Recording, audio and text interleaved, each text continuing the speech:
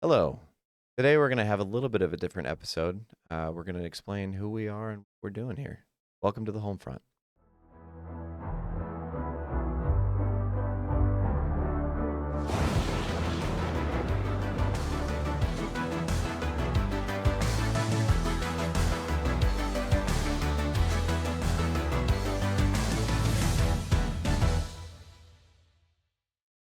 That's fair. You feel how you feel.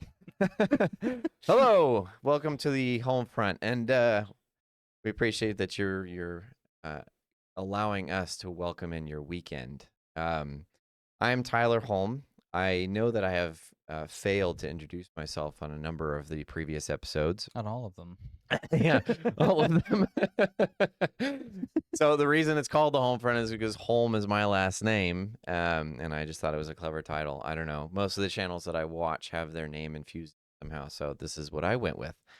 So to my right, really. as always, is my overly artistic friend, which I'm gonna try and make that name stick. Mitch. Mitch, welcome. Hello. Thank you for having me. You're welcome. Who are you? What do you do? How are you affiliated with the channel, and what else do you do outside of the channel? Well, I suppose I'm affiliated with the channel because I'm your best friend since high school, and you're stuck with me. So that answers that question. Wrong on both counts, but sure. Yeah, but I'm an artist, a writer specifically. And so I studied English literature in college, and then I got an MFA in creative writing and poetics. And I do lots of like novel writing and game board design and all sorts of creative projects. Board game, but close. Board games, yes. Thank you. You can tell he creates board games, by the way. He says game board. Oh, did I say game board? You did. Oof. It's like Ouch. verbal dyslexia there. Well done. It's like I guess I'm not sure how to like contextualize me in a box, because I guess like I'm trying to bring in some kind of credential, which maybe that's like the wrong approach, but I'm just like, what other context can I provide that would actually be tangible for the audience?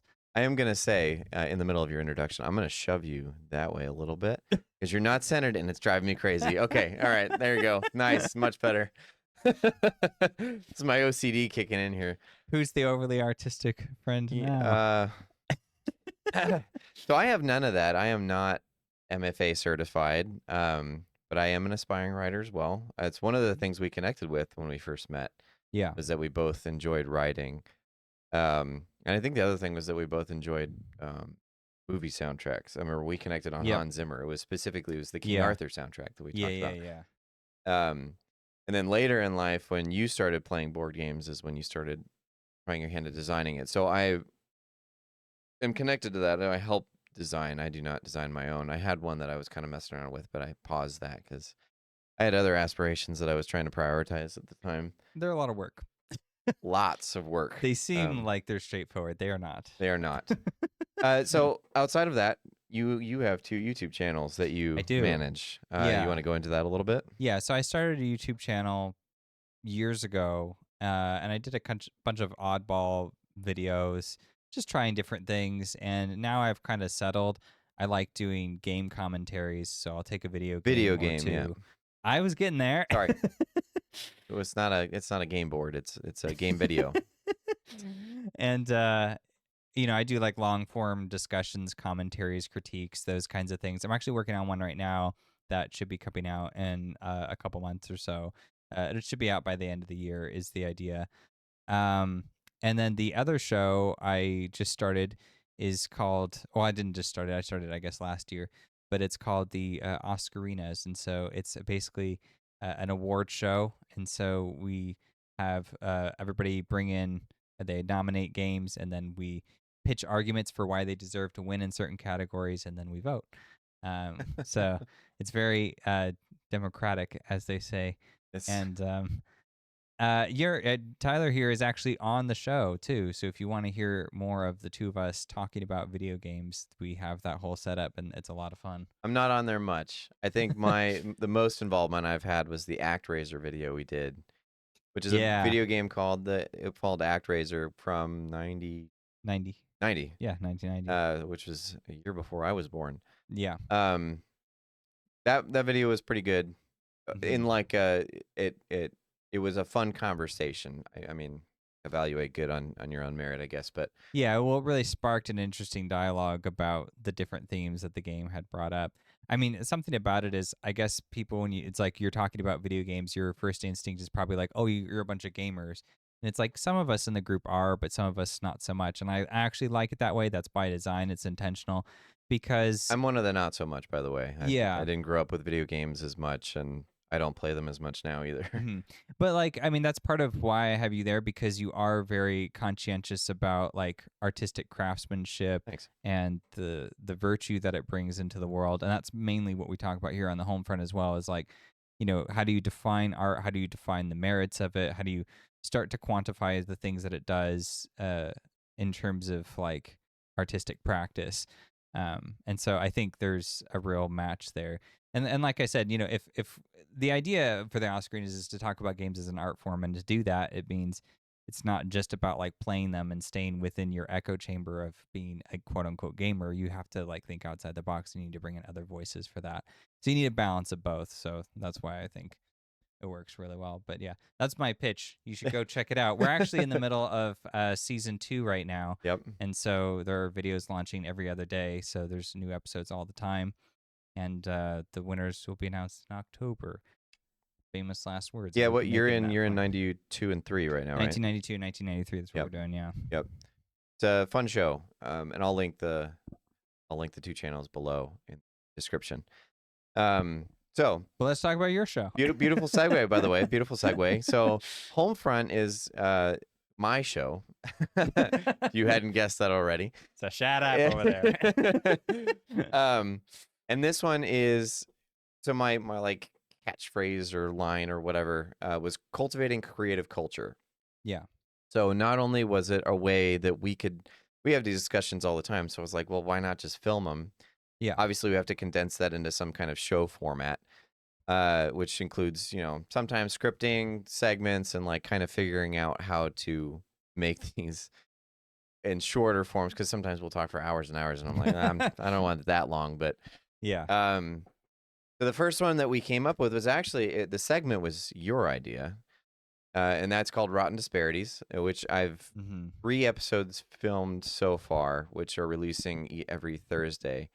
And then this episode, which we're going to be trying to do more of, this one is called Objectively Subjective. So it's an episode where we have a little bit more room to breathe. It's not as specific, but it's something where we can discuss the merits of artistic endeavors. So first off, what I wanted to do was describe Rotten Disparities a little bit more in detail, so that you know what you're getting when you're watching one of those videos. So what we're doing is we're evaluating a given property and the scores between audience and critics. And we respectively try to, what's the word I'm looking for? We try to evaluate it. The noise, or Well, there's that, but also Okay. like you try to take on more of the critic score and understand why it has what it has. yeah. And then I try to take on more of the audience score and evaluate why that is the way that it is. And a lot of times you'll have a disparity between the two. Sometimes the critics will like a movie a lot more than the audience, and sometimes the audience will like it a lot more than the critics. And a lot of the times I tend to lean more towards the audience when the audience likes a movie over the critics, and vice versa. Yeah. So that's what Rotten Disparities is. That's what we're trying to evaluate. A lot of times we've gotten into minutia of those films, and I think we're going to try and avoid that more in the coming Rotten Disparities videos, simply because it gives us Yeah. room to where we evaluate the film ourselves without dealing with the Rotten Tomatoes scores. It'll be based on our own opinion. We can delve into those scenes a little bit more. It's great content, in my opinion. I mean, evaluate the show. Like, I like my show, Yeah. obviously, but hopefully you guys do too. Well, I Anyway. think just one point on that is part of the reason why that's difficult is I don't really see a lot of people talk about it in the way that we're talking about it. Sure. They primarily just go into straight up review the movie, which is all fine and dandy. I think Right. there's a space for that. But what we're trying to do is create something different. And so we actually have to kind of, it's going to take us some practice to get into the groove of like, what's an actual valid point for a Rotten Disparity episode? Yep. And so I like the breakdown. I like that we just so happen to be on kind of opposite ends of like, I agree with critics more often. You tend to agree with audience more often. And so that gives us kind of like a window to start a conversation about like, well, look at the film from this perspective. It has these merits. And it's like, yeah, but look at like the value of this. They're totally missing that, and that can kind of provide some clarity, I think. So yeah, we'll see how those That's the episodes hope. continue to go. Right. But yeah. Yeah, I've appreciated the discussions that they've opened up. So anyway, check those out Thursdays, 4 p.m. Pacific Standard Time, because we're in California. All right, so now that we got all out of the way, I wanted to jump into housekeeping episode. This one. Yeah, the whole first whatever it is, 10 minutes of just kind of explaining what we've done already when I should have done that in the episodes themselves. But whatever, here we are. So the first thing I wanted to do after all that is I wanted to evaluate art Okay. in our own kind of definition. So I was going to throw the question to you. What, in your opinion, is art and what does it do? Like, why is it that we are critical the way that we are towards art as it exists? You and me, or just everybody? Let's go you and me, since this is us on the show. Okay. Well, I can only speak for myself. Please do. No, so for art, I think it comes down to like three things, and that would be aesthetic significance. You have to be using aesthetics, because I mean, I could design a really cool car, but I don't know that that would quite be like art just because it has design elements. I think it needs to have something about, yeah, well, it needs to have, like, I'm not saying you have to use like paints or film or whatever the case may be, but it needs to take some kind of shape or form that is using those aspects that art necessitates. So like craftsmanship, basically skill in the craft of an artistic practice. I think you need that. And that ties directly with the second one, which would be beauty. I think art needs to be beautiful. And that doesn't mean it has to be like pretty to look at. I mean, it could be like the most horrific thing ever. I mean, you look at the movie like Joker, for example. That's a really dark film, but I would argue it's beautiful in what it tries to talk about and the message that it tries to convey. And so I think that's really important. Fair. And then the third thing, it needs to comment on the human condition in some way. And that could be commenting on, present day society, culture. You could talk about psychology. You could talk about history. You could speculate about the future. You have, a lot of options to you when you want to do that. But I do think that art needs to be providing some kind of insight or comment onto what it means to be human. And the reason I think that is, it's not just escapist fun, because even if let's say you're trying to create a piece of art that's just supposed to be pure entertainment, even if that was your goal, that says something about how you think art matters to us. And it's, hey, there's an importance in taking a break and just relaxing, sure. Right? So there's always some kind of meaning that goes associated with it, whether you preach it or not. So, yeah, I think that would be kind of like my base snapshot definition. So in summary, what were the three? Well, I said aesthetic significance, so like skill, craftsmanship, beauty, and then it has to comment on the human condition. Gotcha. Yeah. All of which I think I would agree with. I probably engage more in escapism than you do. I think so, even though I tend to be pretty highly critical of most art, specifically movies or film in general, I guess. Yeah, I don't think you're quite as critical of games. No. I mean, you can be, but you tend to, I think, be pretty appreciative of like just the interesting ideas that they bring up, I've noticed. That's fair. Yeah, so that was another thing I wanted to mention on the HolmFront, is that we're trying to evaluate different artistic endeavors and not just film. Like, film is very accessible and it's easy. And it's one that we both enjoy equally, so it's easy to talk about. But yeah, it's not exclusive. But I mean, you have 2 full channels that are devoted to video games, essentially. Right. Mm-hmm.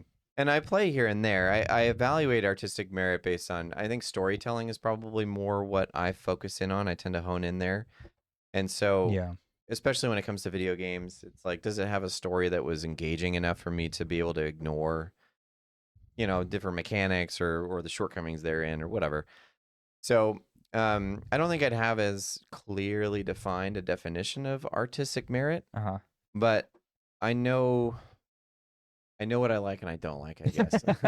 Which again is a testament to my enjoyment of escapism. Like one of my favorite properties is Star Wars, which is like quintessential escapism right there, because it is just a hero's journey, which is a really basic storytelling method or motif, I guess, one that's been around for forever Yeah. within the storytelling method.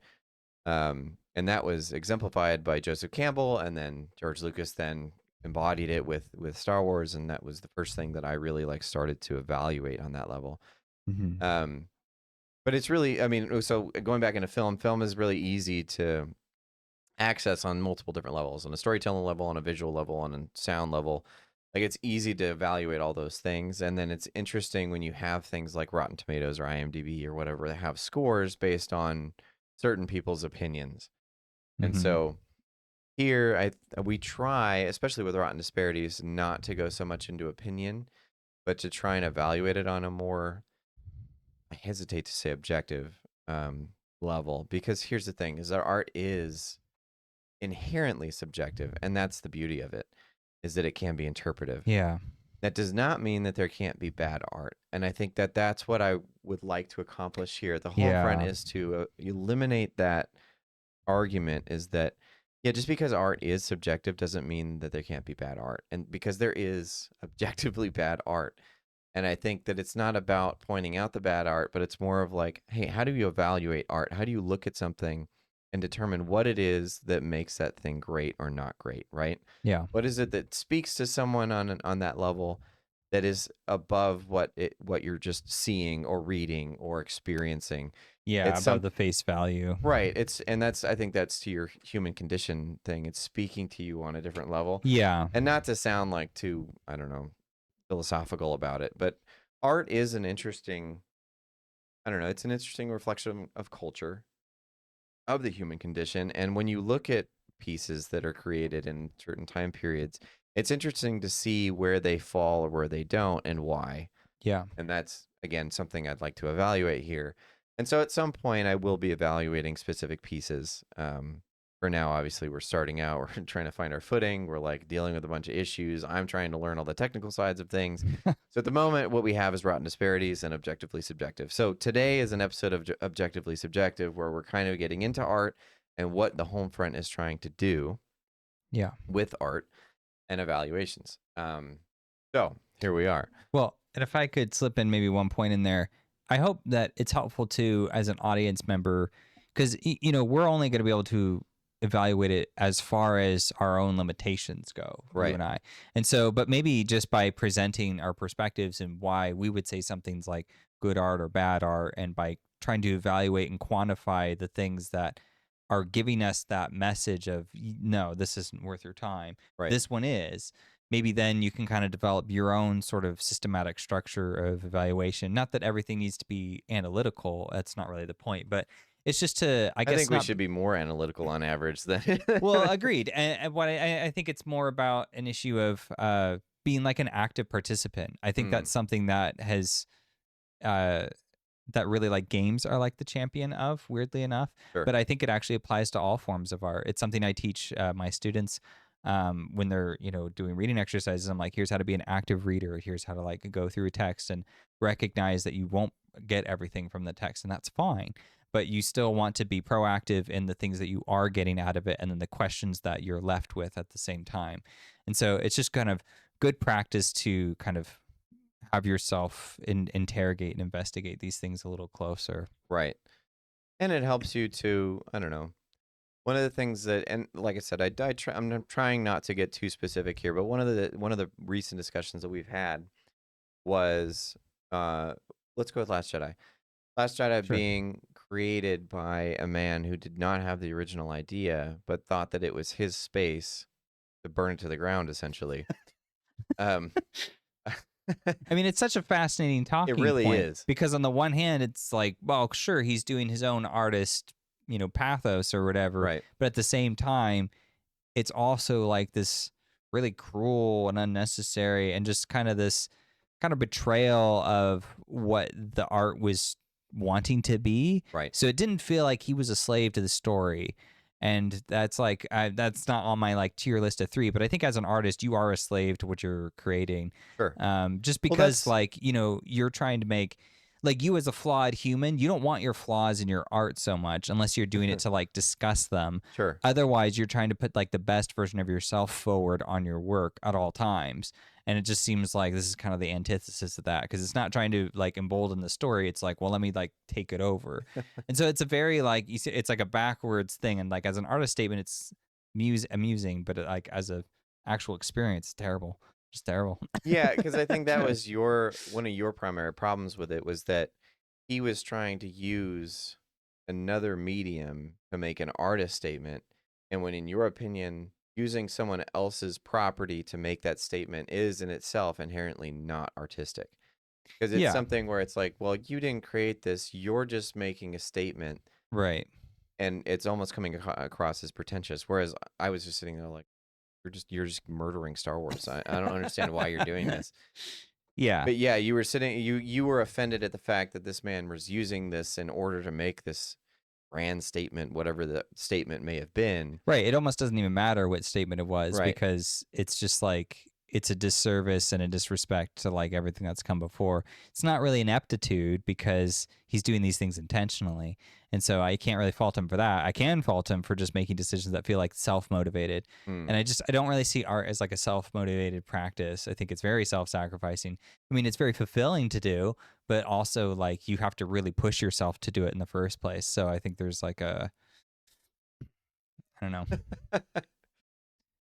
Take that as you will. I shall.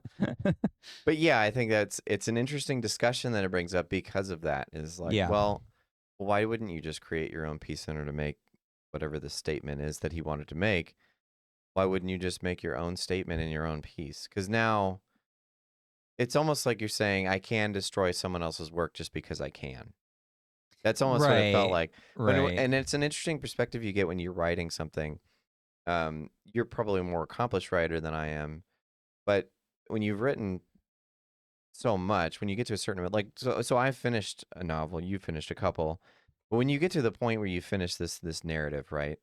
Mm-hmm. You can look at it as a whole and be like, okay, I understand now what it takes to get to this, for one. Yeah. But also how much the story at a certain point will kind of take on a life of its own, which I know is kind of weird to say, Yeah. but it almost becomes like your child. Mm-hmm. It starts to move itself in directions, and it starts to dictate how it needs to be written.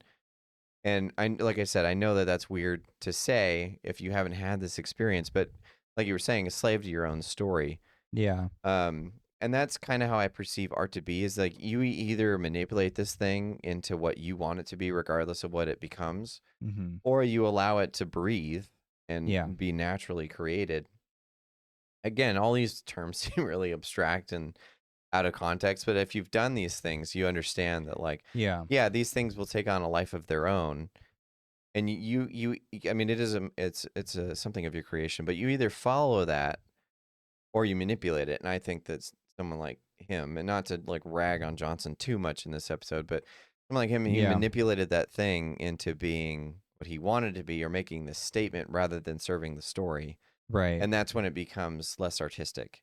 So Well- it was completely antithetical to the statement that he was claiming to make, which was my Yeah. problem. And that's all very much in that like third column of like, the message to humanity, right? Sure. But I would even argue that he messes up the first one, aesthetic Aesthetically. importance, because film is a collaborative medium. And, Right. Him like shutting down the voice of someone like Mark Hamill or, anyone else who's like bringing in other input. It's like, that's not really like good film practice. Like if you want to do that, you should write a novel, because then you'll have full say on what you want to have Right. happen. Right. But if you're doing a film, part of like good practice for that is to make sure that you're allowing other voices to speak up. And that's Sure. what I mean by being like a slave to the project. It's not that you're like actually a slave. It's just that you are, you are recognizing that the project is more important than your own personal feelings. And like your feelings can inform your decisions, and they should, and you should be in tune with them. But at the same time, it's like, it's not just about you. It's like about something greater than yourself. And I feel like that's where that sacrifice part comes in. And, being able to recognize like the best films ever made are always have examples where it's like they were shooting and then suddenly like something was happening and they were like, just keep rolling, don't stop anything. Right. And it's not intended, because Right. that's part of the beauty of film, is that film can capture things that are spontaneous in a way that other mediums have a hard time doing. Except for games. I think games are very interested in that. Talk about called emergent gameplay, where it's like a story that you create yourself in the Right. game, and making the system support that to replicate it is really a big goal with gaming. But it's very hard to do, and so then it becomes this like rare thing, and then it becomes more important, and then it becomes art because Right. it's something that's really special to humanity that you And can't get it elsewhere. is a delicate balance. I mean, it is tough Yeah, to, I don't know, where does a line end and begin for what can and cannot be good art or great art.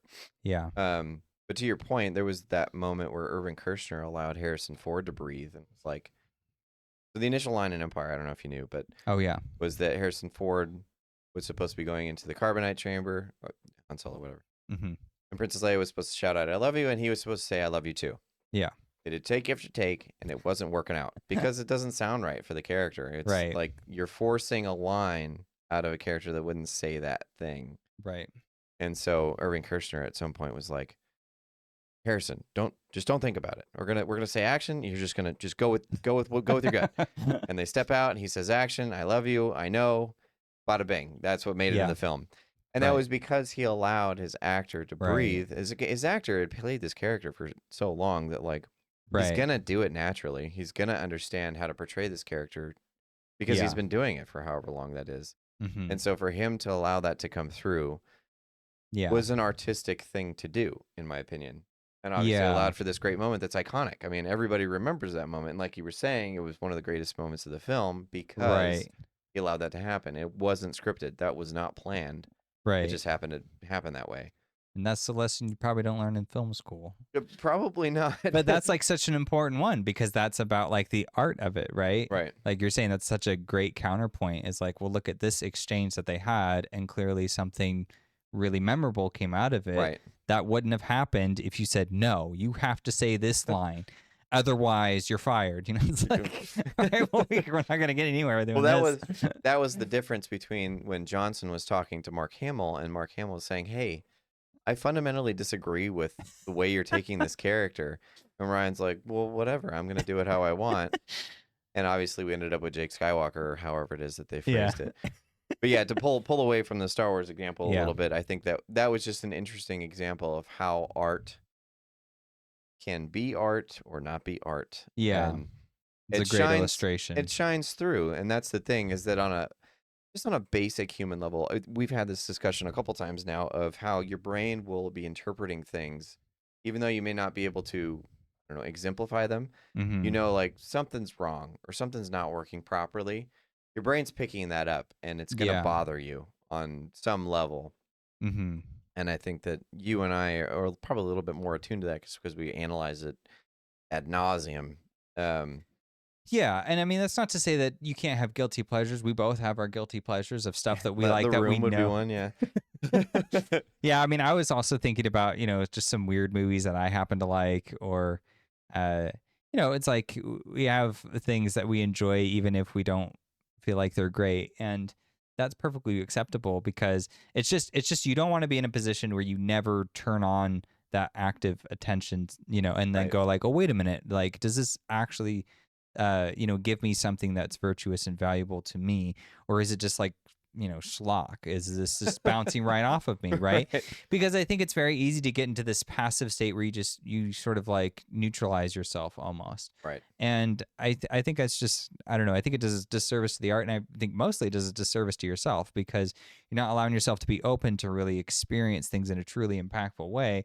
But at the same time, you're not being critical of the things that probably aren't deserving of your attention. And Right. there's so many other things that you could be doing with your time. So, having just being able to utilize your critical lens for, that's the whole thing, is that like it gives you that option. It empowers you to make those decisions and to be able to filter through what you like and what you don't and why, as opposed to just being kind of like, passively indifferent to everything that comes your way, You're just like, ooh, something's on the TV.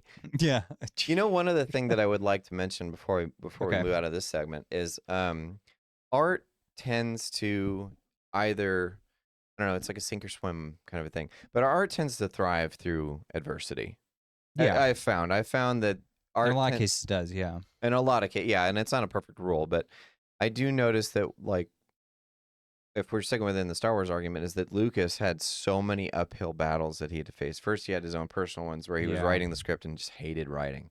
And then he had to sell the script, which most of these companies did not want this script at all. They were like, nah, this sounds like it's way too expensive and it's not going to work. Yeah. Whereas today, Star Wars is such a recognizable IP. It is something that, like, it'll just sell. Like, you put Star Wars on whatever it is and it's going to make it. Mm-hmm. And I think that now, because of that, it was allowed to suffer because of what it got. It was like, well, it's Star Wars. Just do whatever you want with it. And Rian Johnson was just given so much creative license, especially despite the fact that he had things that pre-existed, its predecessors. Sure. Oh yeah, were dictating certain points of the story that he just ignored completely. And because of that, he was allowed to do that. It didn't have much adversity through which the art could shine through. It was just like, well, I'm just going to make this statement. It doesn't matter how I do it. This statement's going to come through. Gotcha. And I think that's another important thing, is that not that we have to evaluate what kind of adversity someone went through in order to create a project, but I mean, look at Denis and Dune. They didn't think that was going to be super successful. I mean, they gave him a contract for one film, and that one film didn't even finish the first book.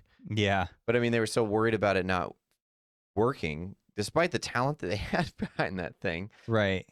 Yeah, because they're looking at it, they're a business. You know, they're looking at it, how is the profit margins going to look? And he's like, to be really, like, it would have been ideal if they just let him write the script for the whole book and then chop it up what suits best for him. Sure. I think he made the right call, but it's like he made the best call for his situation, right? And so he was like, okay, well, I gotta just hope I get the second movie, so let me just do the first half as best as I can. But that actually really does show a lot of integrity on his part, because he's looking at the story in a way that says, if I try to cram all this into one movie, that will not work. I don't have a vision for that. That's not going to, like, help people understand the story. It's good. I'm gonna lose them. So what I need to do is it'll be a bad movie for one. Yeah, because you'll be trying to cram way too much into one movie. Right. It'll be rushed. I'll have to skip over things. Right. It won't feel right. Yeah. And then Dune has a very solidified audience. Yeah. That have certain set of expectations. They will tear you to shreds. Like, you'll fail. Right. And so he made that those risky, but in a choice full of integrity, in my view, where he said, okay, I'll just do the first half and I'll do it justice. If I don't get the second half, that sucks. But what can you do? That's Hollywood. I'll just hope that I can. I'll trust that I can. I'll trust in my skills as an artist to craft this first half of the movie. Sure. And it was a huge success. It was a great movie. And then he got the second part, and that one was even better by most accounts. So. Agreed. Yeah, rest is history. Good on him. Yeah, good on him. Which, by the way, if you haven't seen Dune Part 1 and 2, then get out of here. Go watch that. Why are you watching us? Yeah, what are you doing here? Get out. Okay, so I'm going to jump into another segment, which this was not originally planned. Segments. This wasn't planned for the show. However, I would like to jump into now what I'm calling guilty pleasures. Oh, okay. Okay. So I want to ask, what is a guilty pleasure? Let's go with film. Of yours. The first 20 minutes of Avatar. Okay. Which I love the first 20 minutes of Avatar. It's great. I'm just so into it. It's like sci-fi.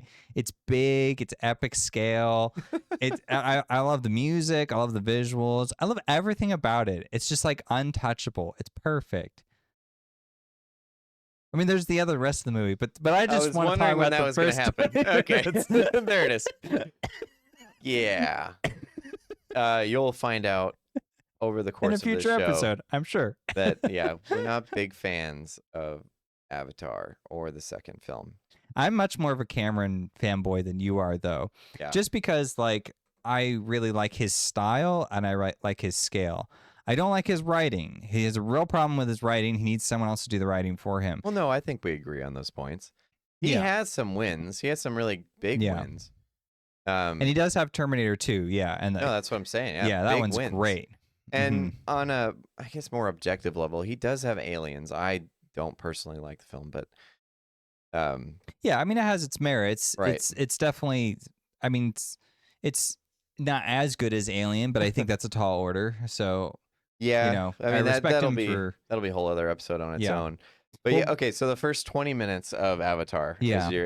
I don't think that's... See, guilty pleasure is something that people wouldn't assume that you would like. I think most people would assume that you like Avatar. Okay, that's from your fair. sci-fi take. I Okay. think the more like I don't know, the subversion of this would be that you don't like Avatar. It's just that first 20 minutes that you like. Well, yeah. And to give some kind of context, I tend to lean a lot more towards fantasy. Like I love fantasy. Anything Yeah. fantasy, big fan. You tend to lean a little bit more sci-fi. Obviously, our Yeah. worlds like it's not that we don't like the other. It's just that we lean more towards those things. So like you're a lot more of a sci-fi fan. Mm-hmm. So given that context, I think. But I guess that's in context. I think makes sense. It's only the 20 minutes, and then the Well, rest of it is. yeah, I mean, I'm trying to think of like the other portions of the movie, It's and pretty generic. yeah, I mean, it's and how often do I actually watch the rest of the movie? Like, probably not very. I think I've only seen Um, that movie twice. I think I've only seen. I'm surprised I've seen it twice. hmm. Yeah, I mean, it's a Herculean feat just to sit down and watch it. So We're gonna get a long. lot of hate for this. Everyone's gonna be like, "What do you not like about Avatar?" It's Pocahontas in space. Yeah, it's Dances with Wolves all over again, Yep. just in space. Well, and then like he makes the human characters so unsympathetic, just so unbelievably stupid. unsympathetic and stupid. Yeah, Very and stupid. it just doesn't feel like it's really engaging with like the important nuance of the kind of like imperialism versus I don't know, a native way of life or whatever you want to Tree call it. hugging is what they would call it. I Yeah. think. So it's like, it's got this environmentalist message or whatever, which I think is fine. But like, I don't know. I find myself still like appreciating the movie like on an aesthetic level. Oh Like, yeah. again, it's just like there is something about the way he like shoots his movie, but I'm like always frustrated with it. So I guess I don't know that that's always, I guess I'm trying to say, does that count as a guilty pleasure? Well, considering that movies are a collaborative effort, Yeah. I guess yeah, it could, because that would be one of the collaborations. Would be one the special effects, cinematography, actors. Yeah, it's like everybody but the writer. The writer's the only person I had a problem with in that movie. So I guess like if I just crunch the numbers, I technically like the movie, right? Right. I think it's well paced. I think Jake's transformation as a character is really good.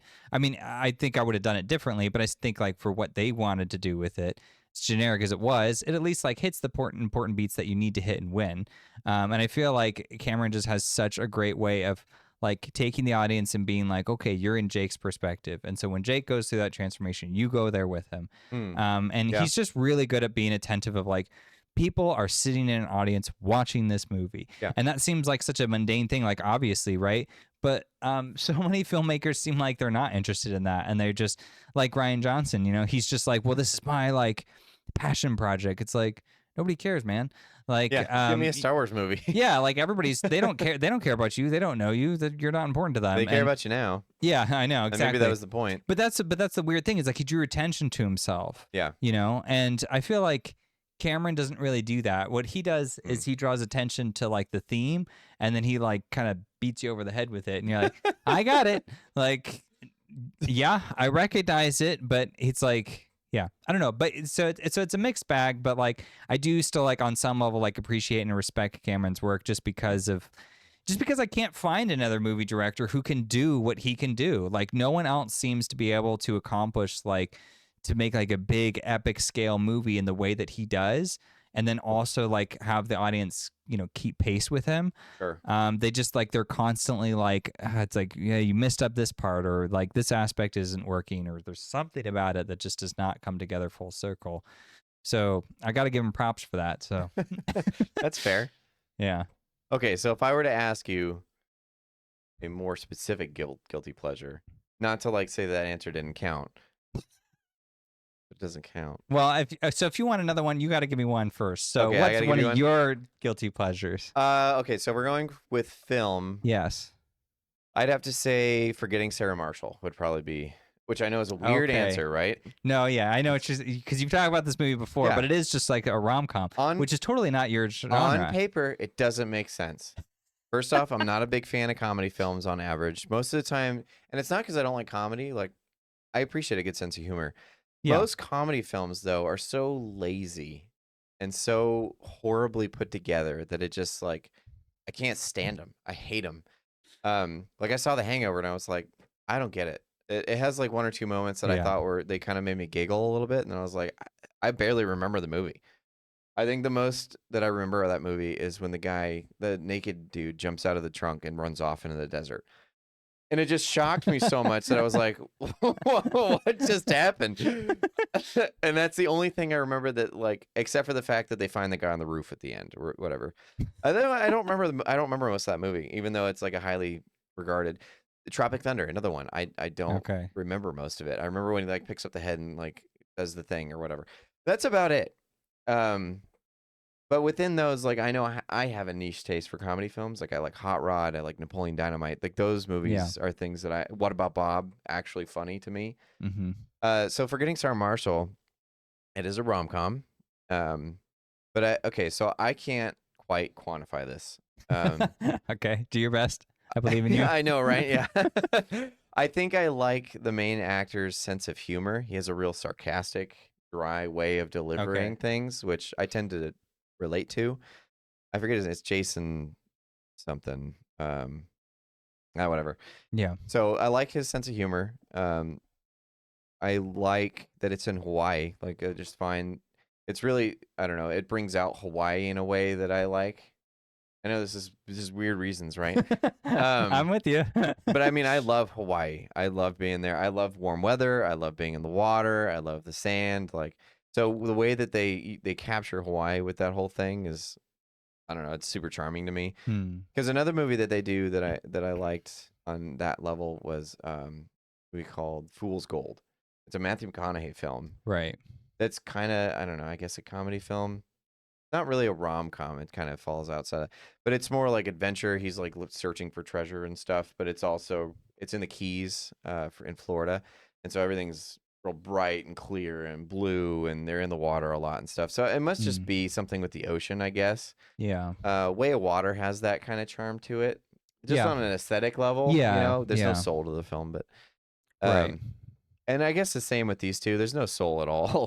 They're schlock, absolutely. It is just trash movies, but I don't know. It has a little bit of heart to it, and I don't know if you know the premise of the film, but his girlfriend breaks up with him. Right. She's like this movie actress, and he's the composer for the TV show that she's on. He does just kind of generic movie or generic like jingles for and it. stuff. Yeah. Yeah, it's this really dark, ominous type stuff because it's supposed to be like a CSI knockoff or something. Mm-hmm. So when she breaks up with him, he goes to Hawaii to kind of like run from his problems, I guess, and then finds out that she's also on vacation with the guy that she cheated on him with. And so the whole movie is just him like trying to figure out whether he follows them around like a creepy stalker because he's trapped on anyway. And like you just kind of have that obsession after breakups, right? Where it's just kind of like you self-torment. Yeah. So he's torn between that and just being a hard-headed idiot because she comes up and was like, "Why are you here? Why don't you just leave?" And he's like, "No, I'm gonna stay. I'm on vacation." But it's like it's just totally self-destructive, Right. and then ends up meeting Mila Kunis's character and falls in love with her. So it's like kind of got those generic like rom-com feels to it. Yeah. But Mila Kunis also has a lot of charm to her. She's got a good sense of humor, and she's fun to just watch. Like it's not just because she's pretty, but she actually does have a good sense about her. She has a good sense of charm. And that's one thing we talk about a lot with actors is like sometimes actors can carry in quite a bit on their own shoulders. Sure. Regardless of the movie around them, they can kind of shine. And I think both of those actors do a really good job of shining despite the lack of character the movie has. So I think there's just a lot of that.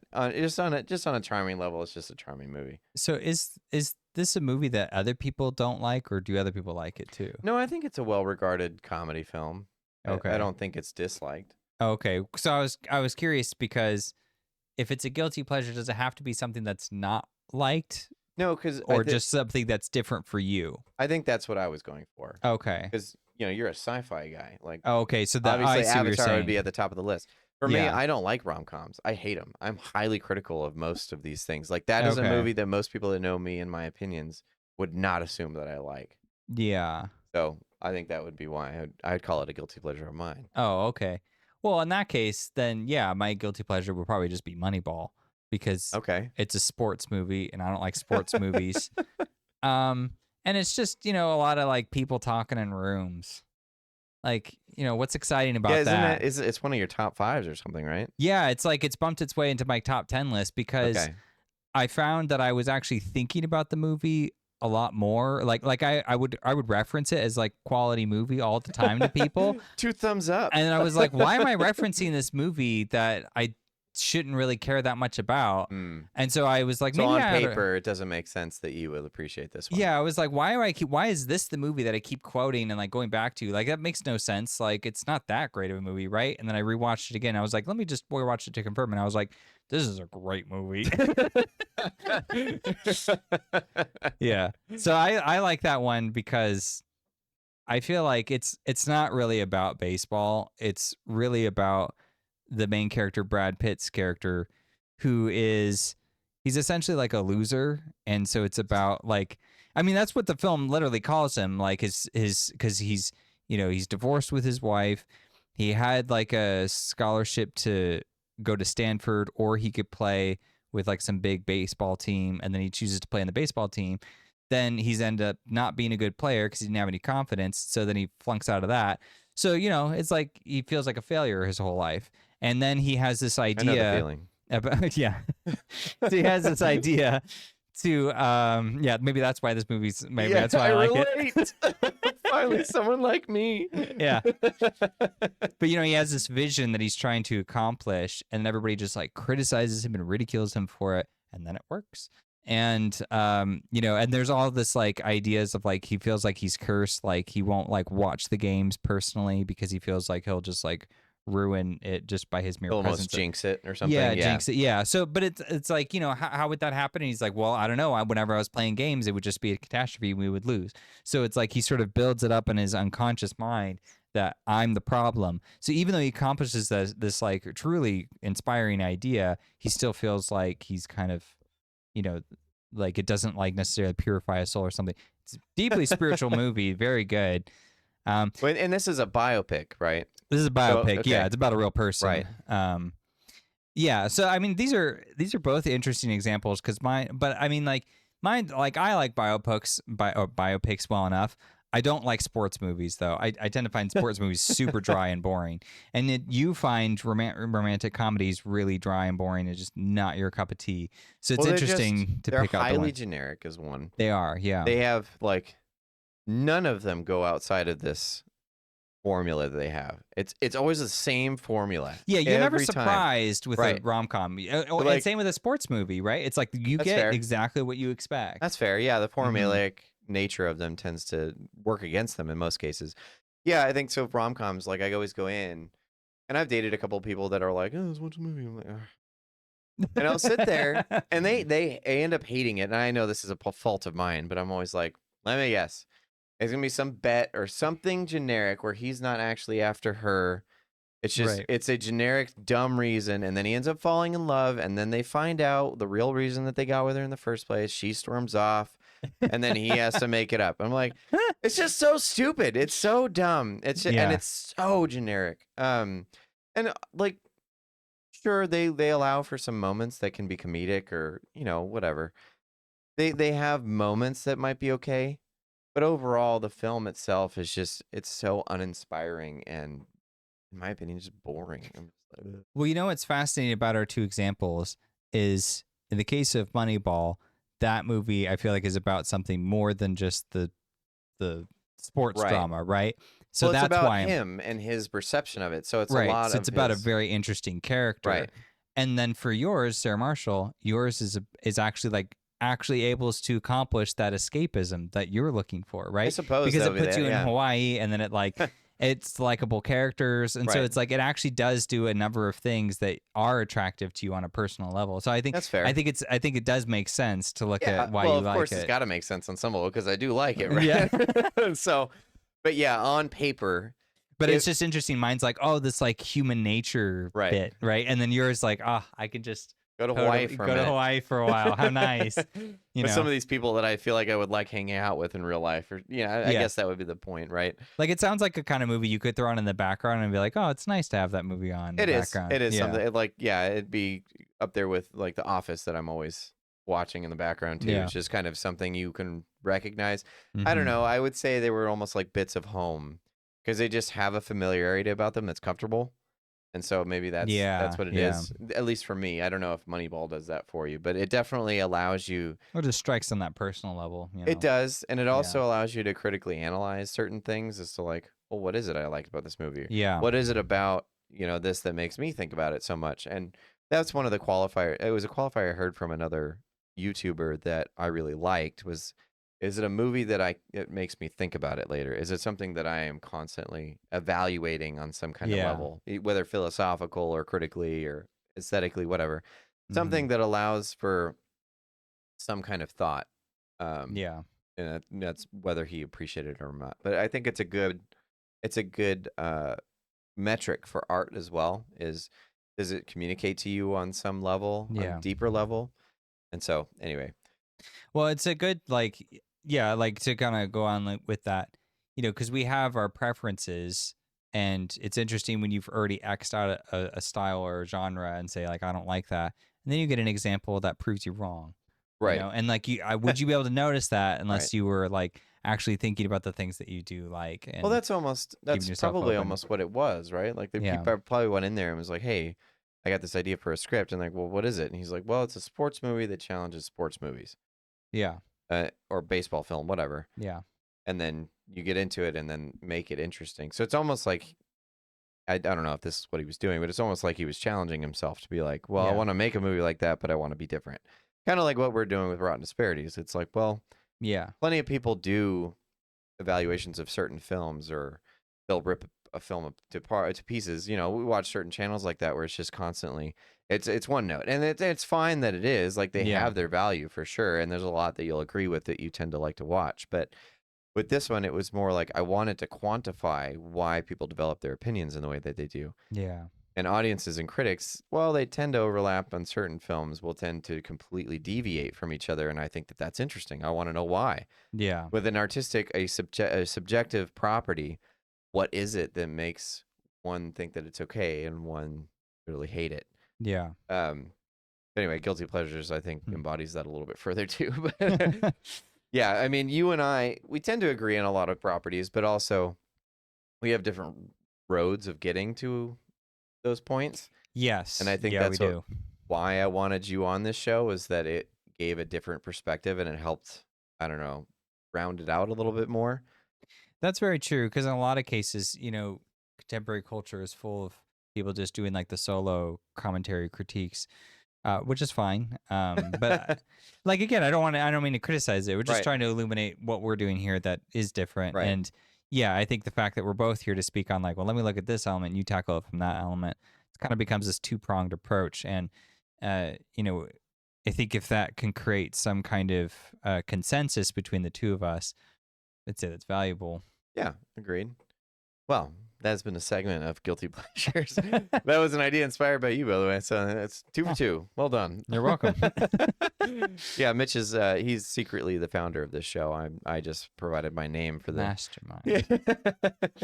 I had to take even your name. even my name. Yeah, you just like you can slap that on there because I don't have a name that would fit this particular format.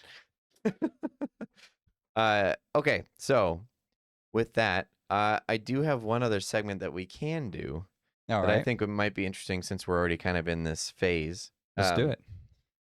This one's called Pet Peeves.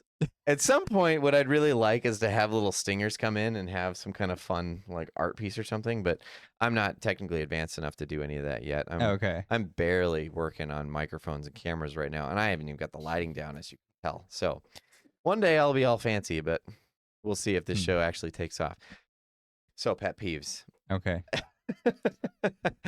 So this came up also in a recent episode. Um, what was it that we watched? We watched Alien Big bad Romulus. That's alien. what it was.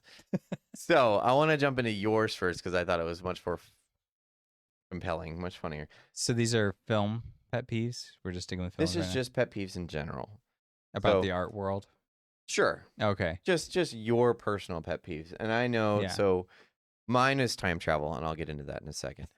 If time travel arrives in a movie, it's an instant. It does not mean that I will hate it. But you're But probably gonna hate it. But it probably means they're going to break a bunch of rules that I'm going to notice, and it's going to piss me off. But the first one I wanted to get into was yours. Take it away. I don't like movie trailers. I There it is. freaking hate movie trailers. But the thing is, I love the concept of a movie trailer. Sure. Movie trailers used to be good. Okay, well, hold on. So let's jump into that then.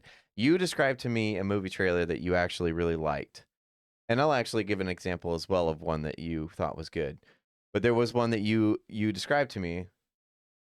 I think Was it the Prometheus trailer? The Prometheus trailer. Yeah. So the Prometheus trailers, there were two of them. One was Guy Pearce's character giving a TED talk. Basically, he's like a Steve Jobs type of person. Right. And that scene is not in the actual movie Prometheus. Another one was a commercial for the Wayland Corporation, which is Guy Pearce's character's corporation that he runs. So it's basically like you're getting like advertisements. You're getting ideas related to a character in the movie. And it's additional stuff they shot that's not actually in the movie. I love that. That's great. That makes me want to see your movie because it's different, it's unique, and it just kind of inspires some interest of what this movie's going to have in it. That's why especially I love with that one because of who Wayland is. Yeah. That's something he would do. Yeah, like it leaned on something in universe, in the film world to like bring to light, and I think that's just fantastic. It makes it more like interesting to talk about and to speculate and so I think it just inspires a lot of like great things. So that is the way that you should do a movie trailer. The other Not one, like the new Alien movie. Fair. Well, the other one that we watched was the Rogue One teaser. This is before the trailer, the teaser itself, because it gives certain elements of the film, music and sound effects as well that appear in universe that were pretty compelling. But it gives just enough for you to be like, oh, I'm interested in seeing this film. Yeah. Without telling anything about the movie. Yeah. Yeah, because there's basically, if I remember right, there's no dialogue or there's like very few lines. There's like a couple. I think it's Whitaker's character. Oh yeah, he says a few things. He like asks a question of he's like, character. what are you gonna do if they catch you? Yeah, what will you become? Yeah, what will you become? And that's like it's giving you the hypothesis of the film, right? Which is interesting, without giving you any of the details. Right, and then it just has like the Imperial like siren alarm, flaring, and then it's just like a lot of these cool shots of like them doing like spy work. And this is like, just trying to communicate to the audience like, hey, this is a Star Wars movie, but actually it's going to be an espionage movie. It's going to be a little different. And it's going to be more serious. It leans more into the war aspect. Leans more into the war. Which I know is hard to believe, but there are two words in that, and one of them is very often ignored. Right. And so that made it, that elevated it a lot for me. Yeah. Because I was like, oh, wow, this is like, at least, I get it's not like unique footage, but they still used the footage they had and they did it very sparingly and they just gave you like the proper tone and the proper context. Star Wars movie, espionage, go see it. It's like, cool. Okay. I know what I'm getting if I go to see I'm that interested. Now. I'm interested to see what a movie like that might turn out to be. Sure. So you've got me. Yeah, those are good examples of trailers. So what's a bad example? The Alien Romulus trailer is horrible. It like you literally see people like it's like face huggers. Like if you don't know Alien, this is gonna make no sense to you. But face huggers are like these alien things. They just jump on people. They like plant eggs in their stomach, and like you see who gets attacked by them, and then you see like they're just like like there's an alien popping out of my chest. It's like, well, now I know that character's gonna die. I mean, the whole point of a horror movie is who is gonna die, who's gonna make it out in the end, especially an alien film. Sure. And when you spoil that, it's like, well, why am I going to see it? It's like I already saw it. Like I know they're gonna die. So I'm just waiting for this scene to play out. It's like that just ruins the fun. Like, why even bother? It makes no sense. That's fair. I mean, you get an alien experience, I suppose, and it seems to be being received well. Yeah. But agreed. I mean, they gave way too much away. It's like, well, I saw like half the deaths. Yeah. Probably more. Right. So what's the point? And plus, the one thing that we discussed. And this is an episode that hasn't aired as of the filming of this, but by the time this is released, it'll have been aired. Mm-hmm. The Alien episode that we did, the Prometheus and Covenant episode, discussed kind of what happens or how we evaluate a sequel or something within a franchise, and it has to build. It has to be, and that's one of the things that I have problems and praise. Problems and praises. for Aliens, for the second film of the Alien franchise, is that it becomes like this action flick, this Yeah. sci-fi horror action, which it, in theory, it does build on what came before it. It is different, but it maintains the universe. So it doesn't necessarily deviate so far Yeah. that it becomes something totally different, but it also does not just become this formulaic schlock where it's like, oh, it's just We're the really into first. this word schlock today. Yeah, really. But it's not just the first movie all over again, right? Yeah. And that's one of the things like the Terminator franchise really started to do, is that Terminator 1 was good, Terminator 2 was great, and Yeah. then they just kept trying to do Terminator 2 over and over and Yeah. over and over. And it's like, okay, we got it. Just make something different.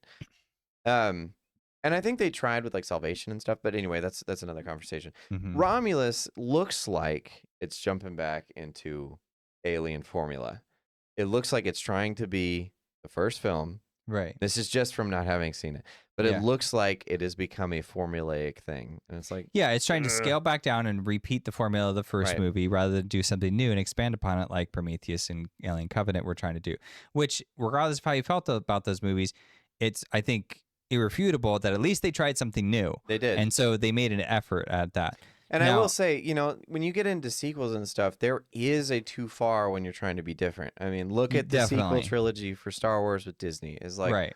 now you're just trying to, like, you're trying to be the same but also different, and it just like they clash so much that it's just a mess. It's garbage. Right. Whereas when think- you look at something like Rogue One, which is expounding on a small idea, but it also is self-contained and it's pretty simple in its delivery. It's like, okay, it's not like super different, but at least it's something, I don't know, unique. We'll call it unique because Mhm. I mean, it is a Star Wars film, but it jumps into like a lot of action tropes, right? Espionage tropes. Yeah. And it brings those in, which haven't been too predominant in Star Wars, and so you can kind of go with that. Whereas when you get into Last Jedi, where it's like, I'm gonna be as different as possible. I'm gonna check on what people think is gonna happen. I'm gonna make sure it doesn't happen, just to be subversive or whatever the word is that you want it to be. Right. So then it goes so far the other way that it just ceases to exist, Yeah. almost on an artistic level. It's just like, well, I don't know what I'm supposed to get out of this because I'm just not having a good time at all. Yeah. One other thing I was going to say about that Romulus trailer is, pro tip, applies to, I think, any horror movie, is when you reveal who's going to die in your horror movie, Yeah. now I know who your main character is, and now I know Who's gonna make it? who's going to make it. Yeah. Yep. And so, and Well, especially that's in the the other case of thing that's Alien. kind of formula. If it's Right. because it's a female lead. It's like, Right. I so, bet, so I it bet revealed, it's her. Right. It reveals that there's a female lead. So it's like, okay, now I know she's Yep. going to make it out. The part of the beauty of the original Alien is you don't actually know who's going to make it at the end. We all know now it's Sigourney Weaver's Right. character, but at the time when you went to the theater, you had no clue because it didn't seem to really favor any particular character as the main character as you're Good point. watching it. And so you're like, okay, it could be anybody. And I think you naturally would probably assume Sigourney Weaver's character wouldn't make it out because typically at that era you'd have like male leads, and so you're Right. expecting like the captain or someone Which is like probably that. why he did it. But Right. yeah, That is part of why he did it. I Right. think he was trying to make like that's like a good use of subversion where he's like, you're anticipating this character isn't going to work, but I set up for her to be the survivalist in Right. the group. She has specific lines, things that she does, things that she says that indicate she is very resourceful and knows how to handle these types of situations. I mean, not well, but I mean, she has the adaptability trait to safely get out of this. Like she has the best chances. And, you know, you can recognize that in retrospect when you rewatch the film. You go, Right. you're right. She did say that. She cautioned against this. right. And so, you know, it's kind of one of those things where he sets you up so that you can be surprised at what you get. And then, you know, it's like, oh, wow, that's how satisfying. And like Romulus can't do any of that. So like you said, it provides an alien experience. But like, what is the alien experience? Right. Is it just like aliens killing people? Because yeah, it's got that down. But like for me, the alien experience is to like, I should not know who the main character is. I should be totally surprised at who makes it out Sure. in the end. And so I would set up the premise like that. Right. And then I would also say like the alien continuously reinvents itself. That was a core trait from the original Alien Sure. film. So this movie should do that too. There should be new aliens. It should be different. It should be weird and strange. And like, I don't know, those are the areas I would poke at. But yeah, I'm getting too off topic, but you could see how the trailer like already indicates that it's like, all right, well, these are the things that you would expect to see, and they're going to be satisfied. So it's like, all right, well, why would I go see it then? I mean, I still want to see it just to see it, mostly Sure. because I really liked what Ridley was doing with Prometheus and Alien Covenant, as you'll see in Yeah. that episode. And then now to see that not only is it not Ridley Scott, but it's going like back to what people assume to be the Yeah. Alien formula. At least that's It's what like I'm a assuming he's reboot. doing. Yeah, But like a soft reboot. I'm probably right. You can just kind of see it coming. You're like, ah. And so I don't like that merit of it. I really liked that Ridley was trying to build on it. I liked that he was trying to do something different. And Yeah. it provided some different, Some of it worked, some of it didn't. Right. Granted, but well, like, yeah, provided different methods of escape. I mean, the first one was great because you were kind of isolated on this ship. You weren't sure where the alien was at any given moment. mhm. You weren't sure who was going to make it. And then even after she escapes, she still hasn't quite escaped. And so it's kind of this horrifying, like, oh. Yeah. And then the second one, you know, like I said, it kind of goes into that like horror movie schlock. And so it's interesting though, because they take away the ship, they go on to whatever that planet is Yeah, or whatever, yeah. and then they're kind of Mhm. there, and there's more xenomorphs and such. For what it's worth, I do feel like Cameron at least understood that it's still a horror movie at the end of the day. He Right. does a lot of action stuff, but he still does a number of things, I think, to try to maintain some connective tissue. And like, Sure. you know, by having multiple aliens and the alien queen and stuff like that, you know, it's not necessarily the most original idea ever, but it is taking what was happening in the first film and being like, okay, well, let's expand. Yeah. And like I mean, it's best that And he you was have the room second. because it's sci-fi, so you have a Right. bit of room to do some of this stuff. Yeah, and it's best that it's the second entry he's dealt with rather than the first. He's actually very good as like second entry, not so much first. Yeah, because aside from aside from my personal opinions, like Aliens is a success on a lot of levels. Yeah, And there's where- things it has things going for it Right. that do, I think, like at least try to capture some of the magic of the original. Whereas I think Terminator 2 is an actually good movie. Well, yeah, Terminator 2 is going to be a whole nother conversation because that is just a straight up great movie. It is. It's one of the best sequels ever. Honestly, it's a very good film. Yeah, I'd like to do an actual episode on sequels because, like, I Yeah. think there's some sequels that shine above all the rest, and then there's some that are just like, doing, man, you're Yeah, an aneurysm before you wrote the script. but you got to tell me about pet peeves instead. So, time travel, lay it on me. Time travel, good lord. Okay, so I think to preface this, I think there are certain films that use time travel as an effective method. Okay. Right? Back to the Future being primary example. Thank you. Perfect film. But here's the thing: it's because it addresses the things that I always have an issue with, right? Okay. And it kind of messes with it. And so, Yeah. for one, it's not trying to take itself too seriously. That's the first thing it has going for it, right? Okay. Because time travel inherently you cannot take seriously. You just can't. And I will Sure. Exhibit A are the Marvel films. Like, it's so irritating the way they handle it. And it's like, oh, the multiverse. Stop. No, because they have a time stone and he's like messing with time. And it's so irritating. So, one of the biggest things that I had a problem with in Endgame was that time travel removed the consequences of certain actions. And I know they tried to like get away with it. They're like, oh, well, Vision's actually dead and blah, blah, blah. And they try to explain it away too. Like the chick's like, yeah, it's like a line. And every time you come and change something, it creates more lines and it's different timelines and things. And it's like, and then they're like, well, what if we bring the time stones or the stones all back to the same point where we took them and then it resolves the issues? And do you understand how many contradictions you're creating by this explanation itself? It's so annoying. The thing that stood out to me so much was when Cap goes back, right? And he Yeah. returns everything the way that it should be. Not only does he go back in whatever timeline it is they chose, I'm not even entirely sure. He goes back to live with Peggy. Now, on an emotional level, it works. Yeah, of course. Great moment. I love Yeah. the dance. Fantastic. But here's the thing. There's now two of him that exist in that timeline. And I understand there's all kinds of everyone's going like, well, maybe he dies in that timeline or something, so he went back to one that he could fit in. Here's the thing. How did he get back to now this timeline to give that shield over to Falcon? And whose shield is that? He totally jacks one of the Captain America shields. So now that Captain America doesn't have the shield. It's like, well, okay, so what does he do now? How did you jack up that guy's timeline by stealing that shield? some people will say, well, that's his shield. It's from his timeline, and he just steals it. But I was like, well, what happens in that timeline when the other Captain America wakes up? Does he just not get a shield now, or does he just wait till he gets old and dies? Are there two Captain Americas when he's older? Okay, This I is don't want my to make point. this too long, but you're losing me a little bit here. Okay. So Captain America, Yeah. we follow his timeline, Yep. and then he goes back, Yep. puts everything in place, and then stays with Peggy. Yep. But then he's still in the present day. Now, isn't he just that same Captain America who now ages properly up to that point? Again, that's my point. That's a contradiction in itself, is it not?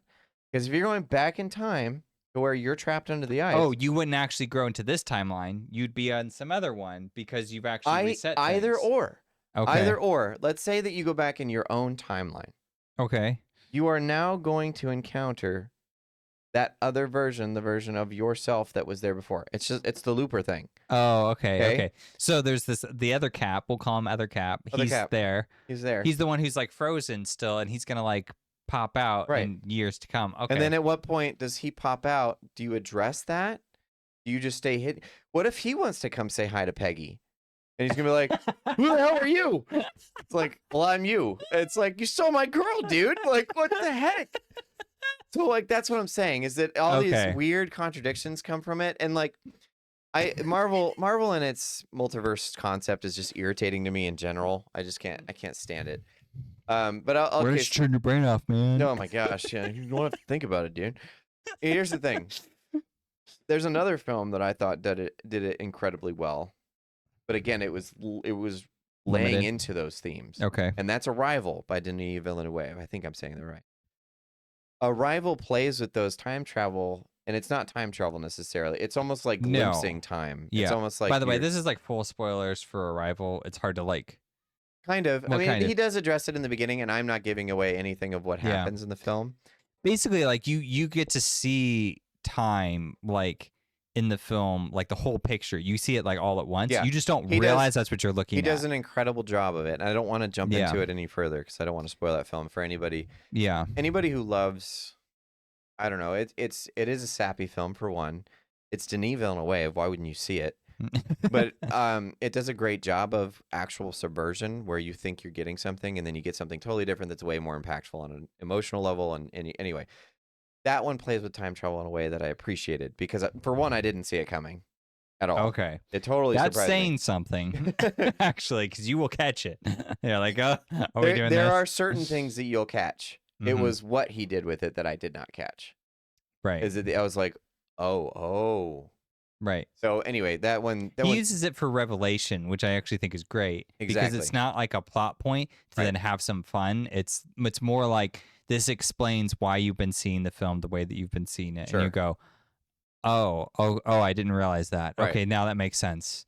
Yeah, and it's most effective on the first viewing, obviously. Of course, yeah, because you have no idea that it's coming. Even when you think you've gotten to the end of the movie, it hasn't hit yet, and then it does, and you go, "Oh, I thought we were done," and then it's got the second wave for you. Yep. Yeah, so those are two movies that I appreciate where it is. Okay. But in general, time travel, it just creates too many contradictions that just start popping in my head when I'm watching it. Can't enjoy the movie now. I'm like, shut up, and then I can't do it. It drives me crazy. It's like, well, what happens if you run into yourself at that moment? Even Harry Potter kind of gets close. Again, they address it to a certain extent, but I was like, I didn't even like it there. I liked that they kind of like made it a chaotic effect of magic, and it was something you're not allowed to play with except in very specific circumstances and all that kind of stuff. And even so, I was just like, you're just creating multiple versions of yourself to go back in time. Like, what happens to those guys, or whatever. Yeah, it's a paradox, and it's just gonna like exist as a paradox. Like I said, I know that Endgame tried to address it. I still couldn't turn it off. Yeah, I was like, as much as you're trying to address this, is making it worse to me. Making it worse. I appreciated some of the humor it brought about. They're like, oh, so it's not like Back to the Future. Like some of that was funny. Yeah, but again, it felt like more of just a way of solving a problem that took away the consequences of some of those actions, which was a problem I had with Marvel in general anyway. But like to address the time travel aspect, that is one problem I do have with time travel myself. It's the contradiction thing. I don't know. I'm kind of easy. I'm just like, yeah, sure. I don't think about it that hard. I don't feel like the Sure. need to usually. But when it comes to the actual message of the story is going back and undoing something that happened just means you no longer have that experience. Sure. So then it like undoes character development and things like that. Now, obviously the characters in like that movie and in other films, they will know, they're aware of it. But then there's other stuff like the Pokemon movie where they go back in time and then they forget everything that they learned. So it's like a movie with no message because what the message they learned is Right. now been erased. Gone. So it's like, well, why did we do this? Well, again, there are certain methods, and I'll give another one actually, which is not a good movie, but The Time Traveler with Guy Pearce, or right Time The Traveler? Time Machine. Time Machine. Okay. So here's the thing: first half of the film actually brings up a really interesting question: Yes. is can you change fate? Right. Right. And Yeah, because he's going back in time to save his girlfriend from dying. right. It's just that every time he does, she ends up She dying dies in a different way. Right. So it's sort of like weird because Right. you would think that I just go back in time and change it, and then he comes to find out that actually I no, can't. it like yeah, you can't. Doesn't even matter if you do that. So it's like time is already decided, and you messing with it isn't really messing with it at all. It's like, oh, I'll just choose a different route and it's the same outcome. Right. So it almost addresses a question of can you change it or should you change it? Yeah. Or is there something more It's to deeply this? philosophical. It's very fascinating. Yeah. And then the movie just goes downhill And after then that. it just tanks hard. The question is very interesting, which I appreciated that because in my opinion it was like, okay, I don't like time travel in general, but they're using it to portray a certain message rather than just trying to use it to solve a problem. It's inherently Yeah. creating a new problem that is interesting within that context. And so I was like, all right, I like the question. I like thinking about it. I like Mm-hmm. I like what it poses. Okay, cool. But inherently it's not used that way. You Yeah. know? And again, Back to the Future does the same thing. It addresses these things in a very specific way, Yeah. but it's also maintaining and it does a balance. And that's why I argue it as a perfect movie, is that it does this balance on a very thin line Yeah. very well. It's Mhm. like, well, when you're dealing with time travel in some of these aspects, that can lead to a lot of problems that they Right. kind of dance along by being a fun adventure film Yeah. without necessarily deviating so far that they fall off Right. the ledge. Because I mean, like, you know, he talks to his mom, and like, what kind of problems does that inherently create? You know, whatever. Right. Right. Anyway, But it's then he kind of learns about his parents' like Right. backstory, and when he gets to his present time, things are changed right. because like 'Cause he of had a what he positive. affected. Yeah, he affected them in a positive way. So Right. there's a nice spirit to it. So Yeah. you can kind of forget, like you said, there's the tone of the film does change how you receive the nuance of the Sure. time travel, which makes it more palatable for sure. Yeah. Yeah. So I guess time travel would be an improper way to say it's how it's used often. Yeah. Yeah. We learned something. Yeah, there you go. That's evaluating myself on my own show.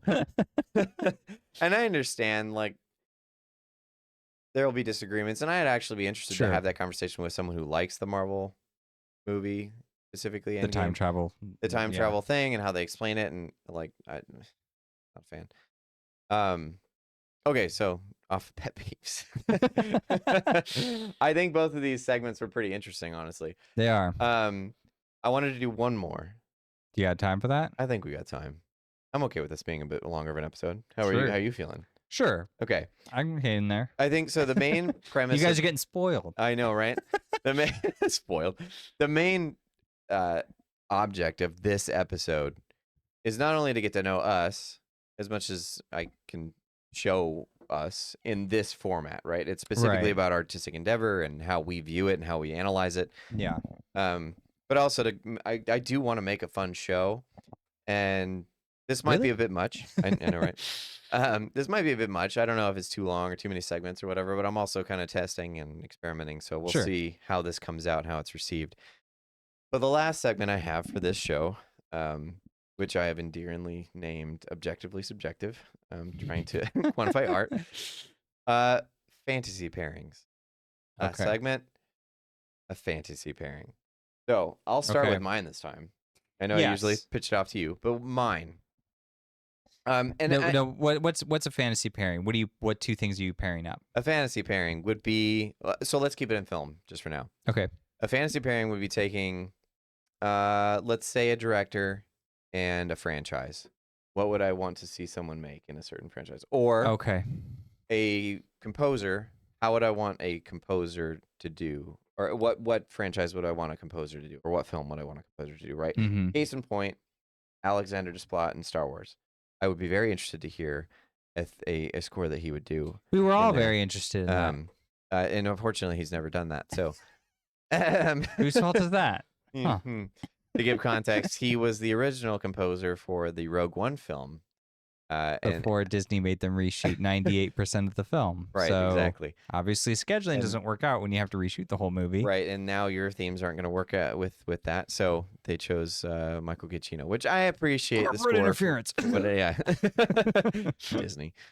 And Alexander Desplat is famously known for Harry Potter, Deathly Hallows Part 1 and 2. Yeah. He's done other things, but those are some of his more notable pieces. Yeah, very good composer. Okay, so my fantasy pairing for today would be, and you made a mention of one last time that I thought would be really interesting, would be... hey, don't spoil all my favorites. Well, you mentioned this already. It's on the show, so okay. you can't. But no, it was who's the famous director that did, not Planet 8, the other one, Space Odyssey. Oh, Stanley Kubrick? Kubrick would be an interesting director for a Star Wars film. So yes, he would. It would be a weird movie. It would be bizarre, but I would be interested in that. Yeah, I would too. But I'm going to stick with Star Wars, and I'm going to switch it to a different director. I would want to see a Denis Villeneuve movie, Star Wars film. Okay. It would be inherently slower. Yeah, I mean, this is the guy who made Dune. Right. He made Blade Dune, Runner. Blade Runner, Arrival. Very slow. He did a Sicario film, which was a little bit faster. Okay. He did Prisoners. But typically very slow, methodical, thinking man's movies. So to have him do a Star Wars one, that'd be interesting. It would be. Okay, so tell me a little bit more about this project that you've signed Denis on to do. Well, is it like, are you going to let him have free reign to choose whatever he wants in Star Wars, or are you going to tell him like Old Republic and do something in there? Old Republic would be an interesting movie. I would probably give him a Revan project.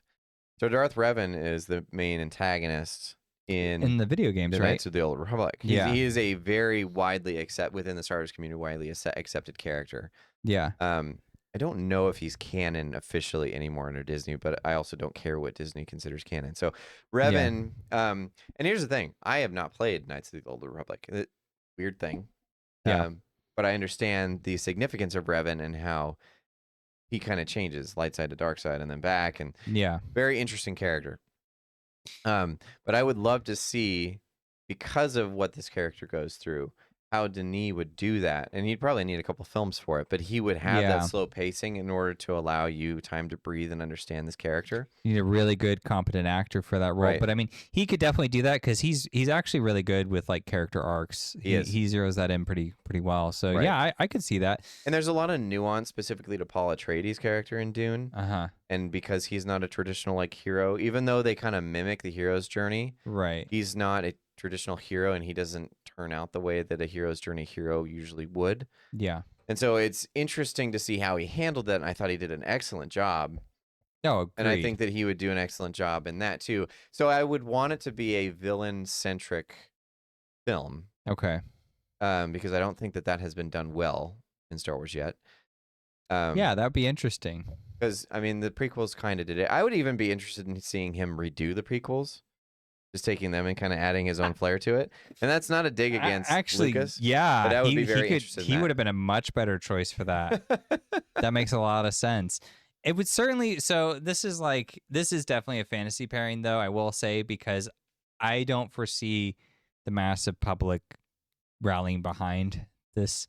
Because I think they would see it as too dark, too slow. You could use a little dark in Star Wars at this point, honestly. You could, absolutely. The thing is, the difference is that it would have its diehard fans. Oh yeah. It would have people like you. It would have people like me. Right. It would have a lot of people who it would are unite a lot of people. Yeah. So it would definitely be like, it's like a dark, edgy form of Star Wars that would be fun for a while, and then we would want to break. Sure. I visualize. But this is the whole thing with like Disney's Star Wars is like the main thing that I hate about their handling is that they had this very one-note attitude about it, and it's like Star Wars has to look this way every single time, all the time. Right. And instead of even then, aesthetically, they are so different. I mean, you look at the Yeah. shows compared to the films, and even there, they don't get it right. Yeah, exactly. Like, I think what they should have done is treated it like how Nintendo treats Mario, where it's like, well, Mario can do this, he can do that, he can do this, he can do that, Sure. and he can take on these different forms Right. to serve different purposes.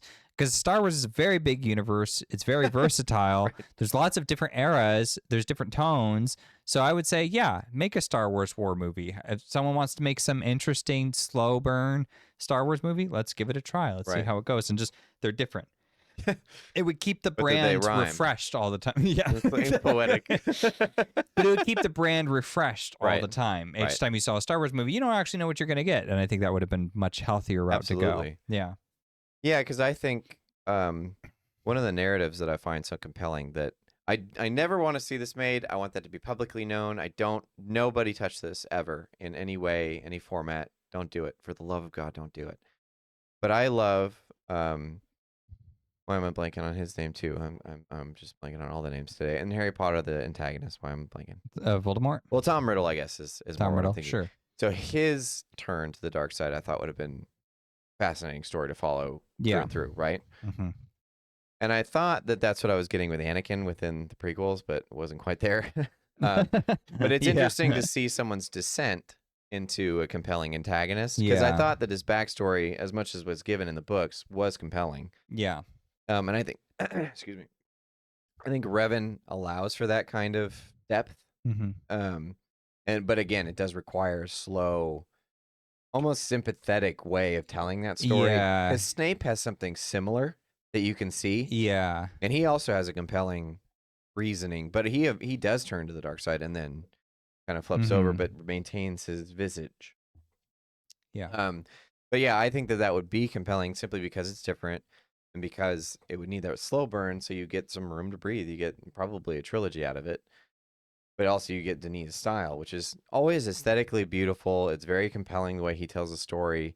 I don't know, like Blade Runner 2049 is just such a fantastic film because of what he does with it. Yeah. And it expounds on Blade Runner, which I find to be pretty boring. Yeah, that's fair enough. So, yeah, I'm into this Denis Star Wars movie. It'll never happen. I feel like Disney thinks that he is too creative of a person. He would he would need too creative for Disney to ever allow that. I mean, I love the thought of him having like a long sequence of just like Jedi training on some deserted planet. Oh yeah, just like cool, majestic shots and like deep philosophical thoughts. And for the love of God, not a desert planet. No, I'm thinking like a rainy planet, because Sure. he works great with the rain, like you see it in Blade Runner, like all those cool shots. We'll get Roger Deakins to do the cinematography. Oh, dude, this is a perfect movie. Disney, for the love of God, please. That would start to sling. The thing about that is it would start to slingshot. Roger Deakins is the cinematographer for Blade Runner 2049. Yeah. For Revenant, correct? Or no, that's everyone. No, not Revenant. But Roger Deakins has done a ton of. He also did Dune. No, he didn't do Dune. That's Greg something or other. This is not my department. The Batman and the Dune films. Right. That's the same cinematographer who's also brilliant. He's also great. Yeah. His palette though is a little more subdued, which is why I think Deakins would be better for Star Wars. Fair. Because Deakins he likes his color. I mean, he doesn't get obsessed with it. Yeah. But yeah, he knows how to, I think, properly execute it. So that would be nice. But the Blade Runner is the one I think of most often. But Roger Deakins is like a hugely respected cinematographer. Gotcha. I mean, he's almost like he's like the John Williams of cinematographers. He's like always. It's like every year at the Oscars is like, well, what did Roger Deakins do this year? Yeah. Even if the movie's terrible, Roger Deakins is probably there on the list for his movie. We got to make a slot just for him. Yep. Which is how it is for like John Williams. So the movie's good or bad, it's like, well, let's get John Williams there. Pick, which is just hilarious how they're just like they're such fans. Right. Which how can you not be? I mean, he does a great job. Yeah. So, what would you be your fantasy pairing? Okay, you're either gonna love this or you're gonna hate this. Probably hate it. I say Christopher Nolan, Mission Impossible. You think about it, right? That actually makes sense. I probably wouldn't hate that, actually. Yeah, because he would get involved with the script. And that's what those movies need. Longer and slower that would be. He's like, all right, imagine Mission Impossible, but 4 hours. Even 5, maybe 5. Let's do 5 hours, I think. Well, would be Nolan's good. pretty good with speed. I mean, he's a big like exposition dump kind of guy. Right. And Mission Impossible could work with that. I mean, it had that with J.J. Abrams, for example, with the third movie. But the thing is like Tom Cruise is going to want his action stuff. He's going to be like, look, I need to be doing some crazy stuff. That's what people come to see. Can I jump from a jet onto a train, and then from the train onto another jet, and then from that and then jet... I'll roll off into the water, and then I'm going to swim. And I'm going to catch up to a ship, and I'm going to climb on while it's moving. I think that's the only way I can go now. I've done all the other stunts. I've hypothesized all the other stunts we could do with this movie, and this is the one. This is the one that we must do. But here's the thing: I want to do it all practically. So I've been training for 6 months. I can do it. Well, that's the thing, like, because Nolan also loves his practical effects. He does, right? Yep. And I think Nolan, he doesn't shy away from his action work. Like, he likes action stuff. He doesn't obsess over it, but they're there in his movies. Right. And so I feel like him and Tom Cruise could potentially get along with this. I think because the whole thing is like Tom Cruise is like the person who owns Mission Impossible, basically. Like, he has more input than like literally anybody else for those movies. I mean, he's made a killing off of them, so. Yeah, and I mean, like, for better or worse, it's just interesting because usually it's like a director or a writer, but instead it's the actor who actually, like, has maybe that's most why say. the Abrams film wasn't that bad, because he's like, no, I'm jumping off the building. Yeah, I mean, because, like, Tom Cruise, you know, he wants his practical stunts. He wants it to be something really enjoyable and exciting to see on the big screen. Like, these are his top priorities. And then Nolan would come in and be like, well, I want a really good story. Sure. And I want like the kind of meaning of that story to come through and be really, you know, intricate and leave you with something to chew on. And so I feel like Nolan would kind of implement that a little bit. And who knows, maybe they go a little weird. Maybe they get a little surreal with it. They get a little sci-fi-y. But I mean, like, I'll take it. I think it'd be worth a try. It'd be interesting. That's fair. He would also be an interesting choice for James Bond. He would, yeah. Or James Bond would also be a good pick for Nolan. It would just be interesting to see him take a property and go for it, because especially these like more espionage focused ones, because they have a lot of that, you know, mystery and intrigue that Nolan is attracted to. Right. And so I feel like he would actually have a lot of fun working on a project like that. He probably would, yeah. And I'd watch that. That'd be a highly compelling film. Yeah. I mean, look what he did with the Batman films. Like, he elevated those. He did. You know, like comic books, they owe themselves, you know, you want to cite like Iron Man, like, yeah, Iron Man was good popcorn, but like Nolan started that with Batman Begins beforehand. That went over really well. It wasn't the smash hit that Dark Knight was. But then Dark Knight comes out in the same year as Iron Man. And, you know, Dark Knight was a far more superior film in pretty much every respect. It was. Critically, you know, just financially, everything. Yep. Yeah. And this was kind of like this push to be like, hey, comic book movies can be cool and crazy. And then a lot of them started coming out. And obviously they went more in the Marvel route, but no one had an input. He had a voice in that. And there was like, it became a talking point to not dismiss comic book movies, because you could always be like, yeah, but Dark Knight, that was awesome. And everyone's like, well, yeah, that was cool. And so it's hard to, you know, counter that. And so it would just be interesting to see him bring some credibility to something like James Bond or Mission Impossible. Fair. Yeah, and you know, and I wonder if this is a rotten disparity. It probably is, but Man of Steel would be an interesting one to look at. Actually, yeah, we should do an episode on that. I'd be very that's one that you and I like. Yeah, quite a bit. But critics and I think audiences don't really like that movie. I don't think anybody really likes that movie that much. I'll have to look that one up later. But yeah, let's set that episode up for sure. A little preview of what's to come. Perhaps. Yeah, hopefully you guys are interested. We'll see how well this show does. Okay, well, that was the segment of fantasy pairings, which this is a fun segment. This was a fun one. Yeah, it was a lot of fun. Well, as any closing thoughts, what do you have? Do you have anything else you'd like to share? I don't think anything else. Just I hope you enjoyed this episode, and I hope you come back for more. We've got lots of stuff coming up, and check out my other shows if you're interested. If you like games at all. And I'll link them both. One is Mitchell Kopitch, right? Yeah, it's just my name. Just your name, Mitchell Kopitch, and then the other one is Official Oscarinas, correct? Yeah, I had to do that because I figured somebody would get the wild hair to do the official part, and I was like, well, once someone else says it's official, then I can't argue. And everyone's gonna be like, oh, is that the one? Yeah, so I'm the official one. And then obviously you can find me here on the home front. I think I have an Instagram for the home front that I'm kind of just like lightly on. So if you'd like me to follow me there, it's instagram.com// the home front, the home front. But yeah, tune in every Thursday, 4 p.m. Pacific Standard Time for more episodes like this one. Thank you for joining us.